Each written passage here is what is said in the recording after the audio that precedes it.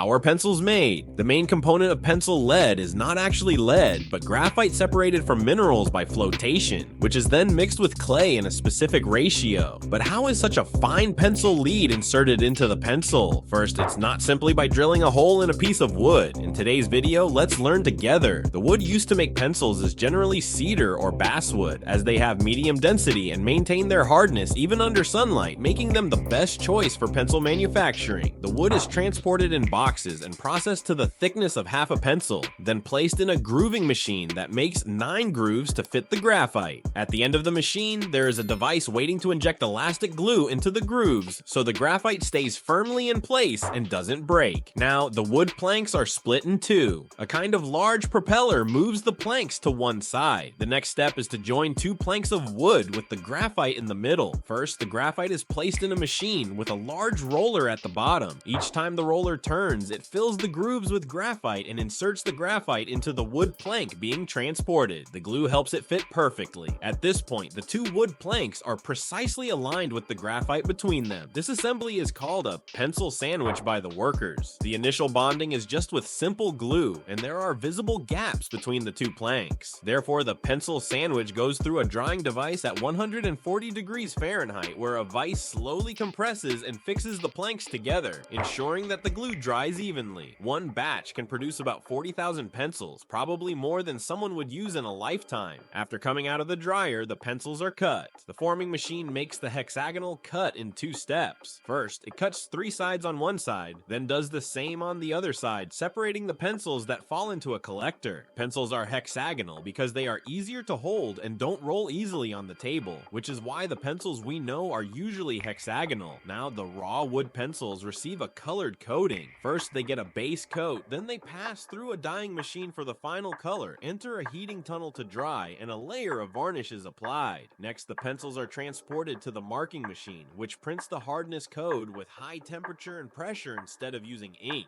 The pencils are then sent to the next processing stage. This sharpening machine is extremely efficient, capable of sharpening about 600,000 pencils per day. After the sharpening and sanding, the pencil tip is ready. Finally, the pencils go through a rigorous quality inspection, and if approved, they are sent for packaging. The pencils we normally see come with erasers on the end, and for safety reasons, they are not sold pre-sharpened. Instead, they are sharpened as needed. It seems that our pencils are more practical this way.